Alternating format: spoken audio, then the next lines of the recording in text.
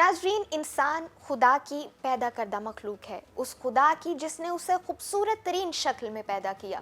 लेकिन हमारे मुल्कों में ख्वाजा सराओं को किसी भी तरह से उनके हकूक़ नहीं दिए जाते हैं और किसी भी तरह से उनको कबूल नहीं किया जाता है, उनके एहसासात की कद्र नहीं की जाती।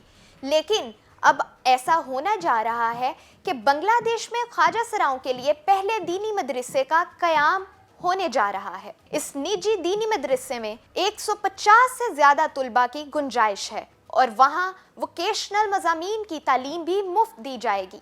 ख्वाजा सरा बरादरी में अक्सर अफराद अपने आप को तीसरी सिन्फ गर्दानते हैं और इसे हाल ही में मुल्क में सरकारी सतह पर भी तस्लीम कर लिया गया है। ख्वाजा सरा बरादरी के पास अब वोट डालने का हक भी मौजूद है और वो इलेक्शन में भी हिस्सा ले सकते हैं। कदामत परस्त माशरती रवैयों के बाइस आज भी उनके लिए नौकरियों और तालीम तक रसाई इंतहाई मुश्किल है। यही वजह है कि ख्वाजा सरा बरादरी के अक्सर अफराद माश के लिए शहरों का रुख करते हैं और शादियों या बच्चों की पैदाइश पर नाच गाकर या भीख मांगकर अपना चूल्हा जलाते हैं। बांग्लादेश की हुकूमत के मुताबिक मुल्क में 10,000 ख्वाजा सरा मौजूद हैं। दीगर अंदाजों के मुताबिक ये तादाद 50,000 के लगभग है और अक्सर ने अपनी जिन्स को मर्द से औरत में तब्दील कर दिया है। उस मदरसे में उम्र की कोई हद नहीं। स्कूल के हुकाम, मुकामी ओहदेदार और ख्वाजा सरा बरादरी के रहनुमाओं ने दावतुल कुरान थर्ड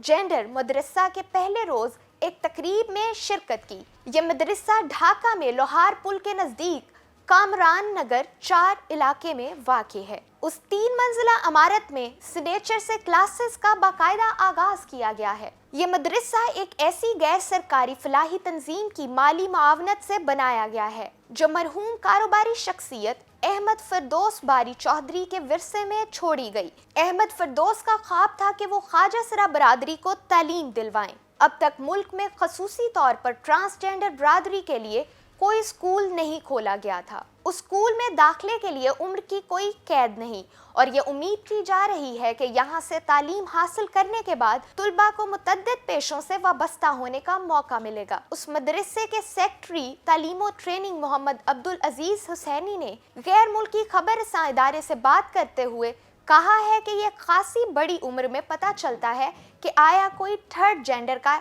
है या नहीं।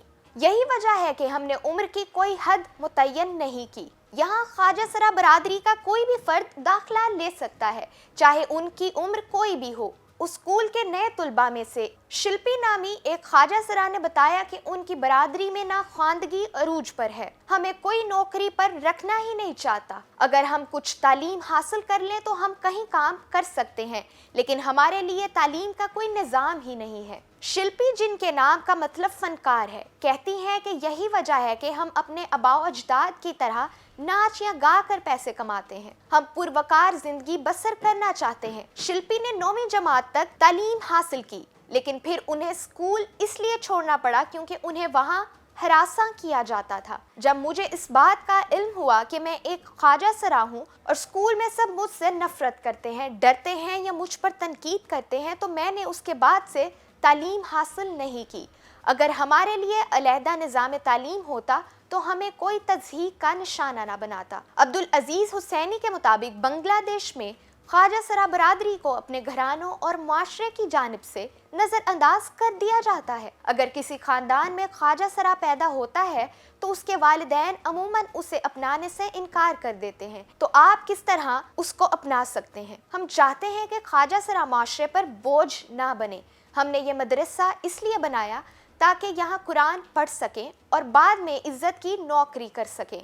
नाज़रीन, हमें चाहिए कि हमें ट्रांसजेंडर्स को अल्लाह की मखलूक समझकर कबूल कर लेना चाहिए। उनको किसी भी तरह से कमतर नहीं समझना चाहिए और उनको भी वही हकूक़ मिलने चाहिए जो दूसरे इंसानों को मिलते हैं।